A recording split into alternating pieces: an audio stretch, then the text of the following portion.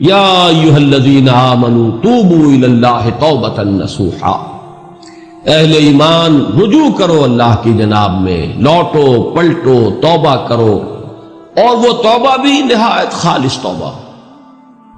یہ توبہ حضرت علی رضی اللہ تعالیٰ عنہ نے ایک مرتبہ دیکھا ایک شخص کو، وہ گردان کر رہا ہے توبہ کی تیزی تیزی سے، فرمایا یہ تو توبۃ المکذبین ہے، جھٹلانے والوں کی توبہ ہے یہ۔ وہ گھبرایا، تو پھر آپ نے فرمایا توبہ وہ ہوتی ہے جس کے ساتھ وہ ساری کیفیات ہو، شدید ترین پشیمانی ہو کہ میں کیا کر بیٹھا ہوں، پھر یہ کہ آئندہ کے لیے عزم مصمم ہو کہ ہرگز دوبارہ یہ کام میں نہیں کروں گا، اور نہایت گڑ گڑا کر اللہ سے اس کی دعا جو ہے اس کی معافی طلب کی جائے۔ یہ قلب کی گہرائیوں سے جب تک یہ توبہ نہیں نکلے گی یہ توبہ نہیں ہے۔ تو توبۃ النصوح، یہ نصح کا لفظ جو آتا ہے عربی زبان میں، یہ ہے کسی شے کے خالص ہونے، کوئی اس میں ملاوٹ نہ ہو۔ توبۃ النصوح، یہ توبۃ النصوحہ، خالص توبہ کرو، دل کے ایک گہرائیوں سے توبہ کرو، اور صمیم قلب سے توبہ کرو، عزم مصمم کے ساتھ توبہ کرو کہ پروردگار جو خطا ہو گئی ہے بخش دے، آئندہ تیرے کسی حکم کے خلاف کوئی حرکت نہیں کروں گا،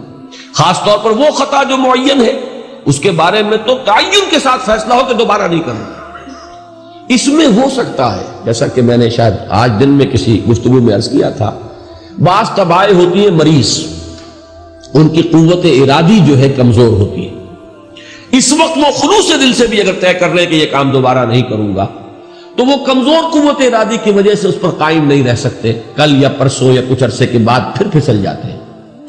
اس سے وہ توبہ باطل نہیں ہوگی، اس بات کو سمجھیے، یہ نہ سمجھیے کہ میں انکریج کر رہا ہوں، لیکن مسئلے کو سمجھ لیجیے۔ جس وقت انسان توبہ کر رہا اس وقت عزم مصمم کا ہونا ضروری ہے۔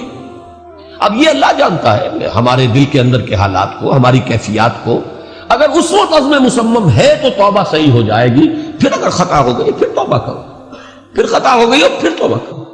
بازا ہر چہ ہستی بازا، در کافر و گبر و بت پرستی بازا، ای درگہ ماں درگہ نومیدی نیست، صد بار اگر توبہ شکستی باز آ۔ اگر 100 مرتبہ بھی توبہ ٹوٹ گئی ہے کوئی پرواہ نہیں، جب تک یہ زندگی کا تسلسل چل رہا ہے، معلم یغرغر، جب تک کہ وہ گھنگرو نہیں بولا ہے آ کر حلق میں، اور نزع اور جان کندنی کا عالم شروع نہیں ہو گیا ہے، اس وقت تک توبہ کا دروازہ کھلا ہوا ہے۔ لیکن جس وقت توبہ کر رہا ہے آدمی، اب یہ آدمی اپنے آپ کو دھوکہ دے لے گا تو دوسری بات ہے، لیکن اللہ جانتا ہے اس وقت اگر عزم مصمم ہے تو توبہ درست ہو جائے۔ تو جو بھی معاملات ہیں اللہ اور بندے کے مابین، اس میں 3 شرائط ہیں کہ جو علماء نے معین کی ہیں۔ ایک حقیقی پشیمانی، وہ پشیمانی جس کے لیے اقبال کا وہ شعر بہت مشہور ہے جو انہوں نے نوجوانی میں کہا تھا، اور داغ دہلوی اس مجلس میں موجود تھے جہاں علامہ نے یہ شعر پڑھا ہے، تو انہوں نے بڑی داد دی تھی کہ میاں اس عمر میں اور یہ شعر یعنی چشم بددور، وہ یہ داد کا بڑا ایک یعنی بلیغ انداز ہے۔ اور وہ شعر کیا تھا؟ موتی سمجھ کے شان کریمی نے چن لیے، قطرے جو تھے میرے عرق انفعال کے، شرمندگی کے احساس سے پیشانی کے اوپر اگر پسینہ آ گیا ہے، شرمندگی ہے اللہ میں یہ کیا کر بیٹھا، اللہ مجھ سے کیا ہو گیا، تو یہ شرمندگی سے اگر عرق آلود ہو گئی ہے پیشانی، تو اللہ کو یہ اتنی محبوب ہے کہ موتی سمجھ کے شان کریمی نے چن لیے، قطرے جو تھے میرے عرق انفعال کے۔ حدیث میں یہ مضمون آیا ہے، اللہ کو کتنی خوشی ہوتی ہے اپنے بندے کے توبہ سے۔ بائبل کی ایک سٹوری جو ہے دی پروڈیگل سن، جو آپ کو یاد ہوگی کہ ایک شخص کے کئی بیٹے تھے، اکثر جو تھے سارے بڑے فرما بردار، بڑے عمدار، سعادت مند، کام کرنے والے، ایک تھا نٹکھٹ قسم کا شریر، وہ اپنی دولت بھی بٹوا کے لے گیا، اور پھر وہ بہت سال کے بعد آیا ہے تو سخت یعنی فقیری کے اور قلاشی کے عالم میں باپ نے واقعی سب سے توجہ ہٹا کر اپنی ساری محبت کا مرکز پھر اس بچے کو بنا لیا، اپنے بیٹے کو۔ تو وہ سعادت مند بیٹے تھے، انہوں نے کہا کہ یہ کیا کیا آپ نے، یہ ایسا اور یہ ایسا اور یہ ایسا، اس نے یہ کیا، اور آج آپ پھر اس کے لیے وہی آپ کی محبت جو ہے وہ یہاں پھر اس کے جو ہے شامل حال ہو گئی ہے۔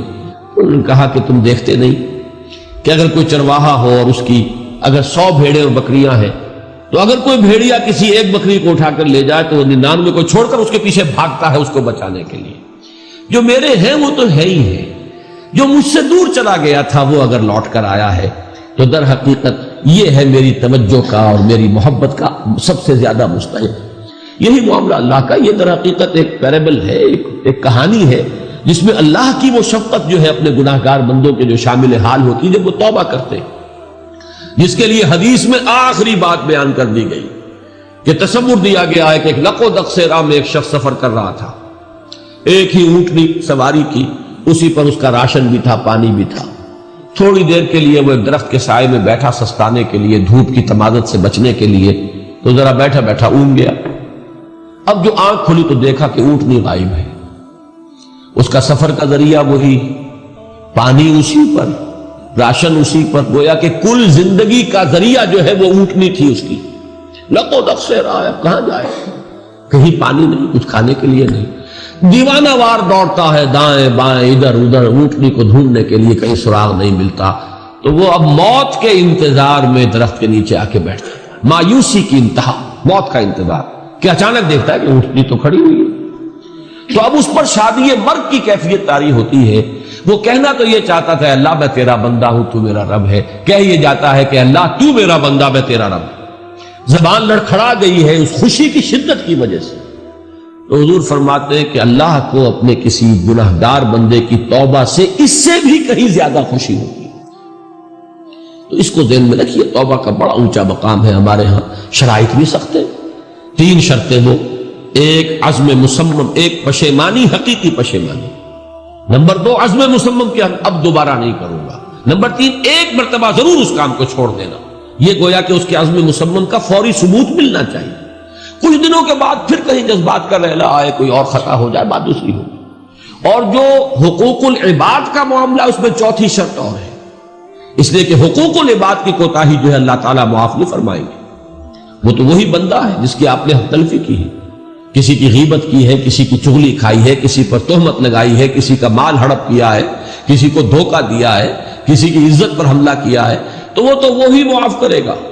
یا یہ کہ آپ کی جو نیک اعمال ہیں وہ اس کو دے دیے جائیں گے قیامت کے دن، اور اگر آپ کے اعمال ختم ہو جائیں گے تو اس کے گناہ جو ہے وہ آپ کے کھاتے میں ڈال دیے جائیں گے.